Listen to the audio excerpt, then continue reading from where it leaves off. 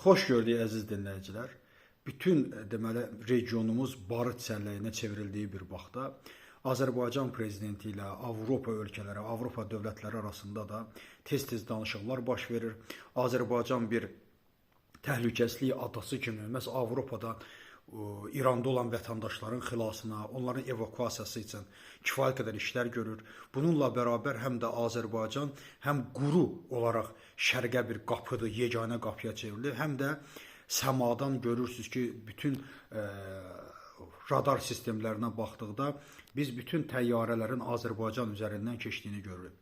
Regionun həm şimalı bataqlıqdır, həm də cənubi bataqlıqdır. Bütün bunlarla bərabər yeganə ümid burnu da Azərbaycandır.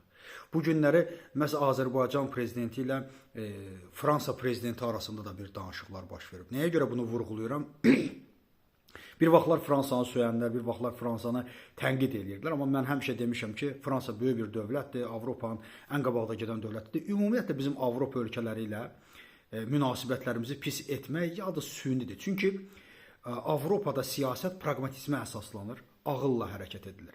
Yəni bütün bunlarla bərabər danışdığım və demək istədiyim məntiq ondan ibarətdir ki, hər zaman demişəm, bugün Azərbaycan Avropanın cənub canavarına çevrilə bilər, cənub sülh qovşağına çevrilə bilər. Bu günləri məhz şimalda Latviya, Litviya, Estoniyanın belə müstəqil, daha ciddi şəkildə yaşamasının, məhz təhdidlərin olmamasının ən böyük səbəbkarı Avropa Birliyi və NATO-dur. Bugün onlar üçü də birlikdə Azərbaycan xalqından azdır. Və mən onu demək istəyirəm ki, nəyin bahasına olursa olsun, həm Rusiyada, həm İranda bu çaxnaşmaları gördükdən sonra, bu baxtalığı gördükdən sonra yenə o qənaətə ağıllı insanlar gəlir ki, bizim yolumuz yalnız və yalnız Avropa Birliyi yoldur. Bax, yuxarıda bir xəritə qoymuşam ki, mən hər zaman Azərbaycanı orada görürəm. Həm iqtisadi cəhətdən, həm xalqın rifahı baxımından, həm də mədəniyyət etibarilə biz o mədəniyyətə, o topluma daha çox yaxınıq və biz o mədəniyyətdə daha ciddi surətdə inkişaf edə bilərik. Qalır burada nə? Burada yalnız və yalnız o qalır ki, kifayət qədər islahatlar keçirtmək. Çünki Azərbaycan xalqının sosial-iqtisadi rifah vəziyyəti çox ağır vəziyyətdədir. Bu getdikcə də güclənə bilər və bunun güclənməsi heç də Azərbaycana yaxşı heç nə vəd etmir. Bu günləri hər zaman bizim Avropaya inteqrasiyamızın qarşısını məhz birinci Rusiya alıb, ikinci də İran alıb.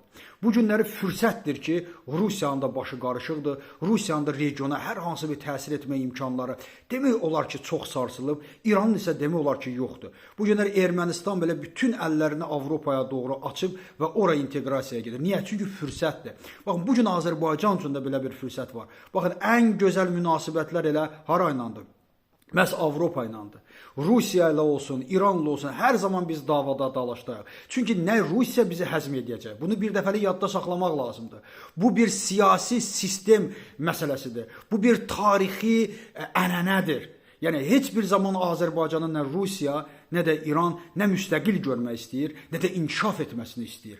Bu günləri onların başı qarışdığı bir vaxtda, bu günləri onlar batalığa düşdüyü bir vaxtda bizim əlimizdə fürsət var ki, biz Avropa sərmayəsini Azərbaycana gətirək, biz Avropaya qapılarımızı açaq. Həm bu Avropanın xeyrinədir, həm də bu Azərbaycan və Azərbaycan xalqının xeyrinədir. Və nəyin bahasına olursa olsun, nəyə görəsə, şəxsi maraqlara görə bundan imtina etmək lazımdır. Çünki bu günləri fürsətdir. Biz hər zaman, istər Türkiyə olsun, istər Azərbaycan olsun, Azərbaycan xalqı olsun, bizim rifahımız, bizim olacağımız yer yeganə və yeganə Avropa Birliyidir ki, biz yalnız orada inkişaf edə bilərik. Bu mənada, yenə deyirəm, Avropa kapitalını Azərbaycana gətirmək üçün biz islahatlar keçirməliyik. Çünki ölkədə həqiqətən sosial durum çox ağır vəziyyətdədir. Bu sosial durumdan, bu sosial ağırlıqdan Azərbaycan xalqının xilası yalnız və yalnız Avropa ilə əməkdaşlıqdan gedir. Təşəkkür edirəm diqqətinizə görə.